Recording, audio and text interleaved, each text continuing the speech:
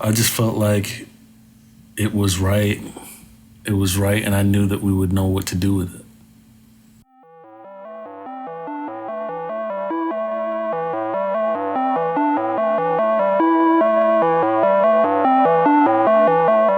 This is the height of the pandemic, like right, just a few months in when everything was just kind of like the world was falling apart. And finding sanity in that whole time was kind of a tricky thing. And I was leaning on art to help me through that. And this album fell into my lap and I fell in love with it immediately. It just kind of offered me a mental safe space.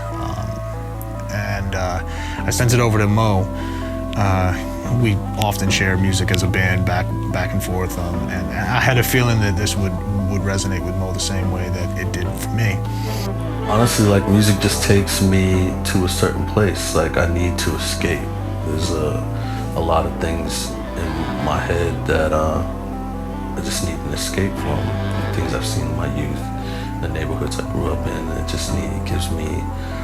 It centers me in a certain way, and I think during that time, during the thick of the pandemic, I just needed something to get me right, and this record got me absolutely right. I remember Art sending it over to me and in a text, and like, it was absolutely everything I needed. I promptly bought the vinyl. I'm a fan at this point. Mo and I were working on this song, and it was a cool semblance of a song, but we had one verse from Mo and kind of a loose beat. This is often where we start. And we knew this thing could be special, but it needed someone else to come in and bring it to a new place that wasn't sort of what you'd expect. And we wanted it to be really something different. I think that at one point I just said, hey, what if we reach out to Darlingside and see if they maybe want to hop on a record?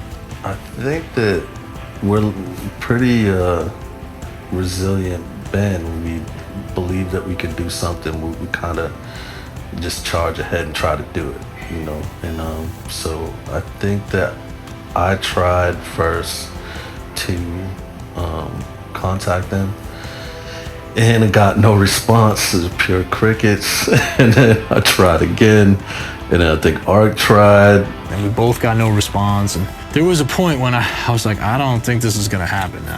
We may have to pivot and figure out something else. But I said, all right, before we ditch this idea, let me send one more Hail Mary message. The Hail Mary. Just to see if we can get through. One last shot. And see if this is, if something can happen, because we both felt so strongly about them being on this song. And we got a message back.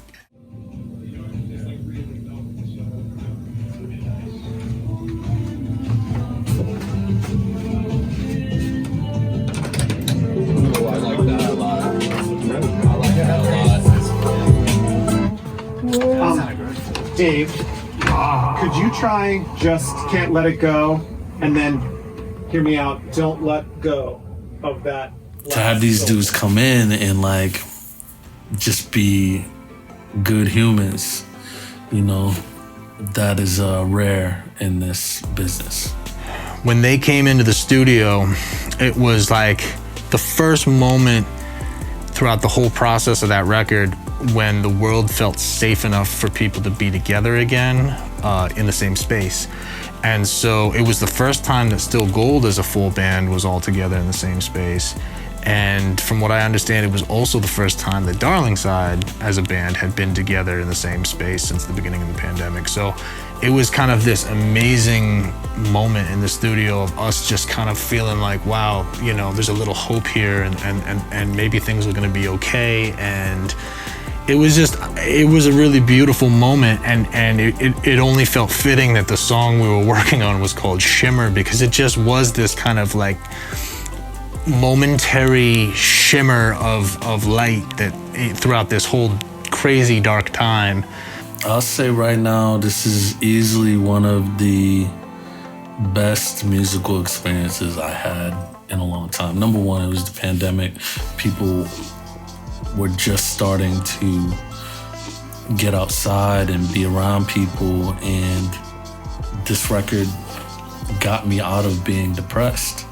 It got me out of the thing that, you know, I was so put down. I lost a lot of people during this time, you know, and this record was the record that put a smile back on my face. And all that, or the main rising, like, or yeah, just whatever you hear from that stuff. Cool. Yeah, that sounds good. It felt very playful. It felt very exciting to be in the room with these guys and just to be in the room with my guys too, again, for the first time in so long. The second they showed up, we just felt like we had known them for a long time. Like there was this instant connection to them that felt very natural and very, just we were on the same page, and making music with them was a real pleasure. I mean, they work very similarly to us. It's just a lot of throw things at the wall and get creative and get messy and clean it up later, and we'll see what fits, you know? And it was really incredible to watch these guys work and to sort of just see all of their multi-talents unfold in front of us and help make this song what it is. So much shimmer, so much shimmer, so much. Easily one of my favorite songs we've ever made. Easily. I don't know how many hip-hop songs have banjo in it, but that ain't the deciding factor. But I don't know, it just makes me feel good when I listen to it. The same as when I listen to Fish Pond Fish, Darlingside record, for the first time. It gives me a feeling, you know, and I've never had that experience beforehand, and I'm glad we made this song.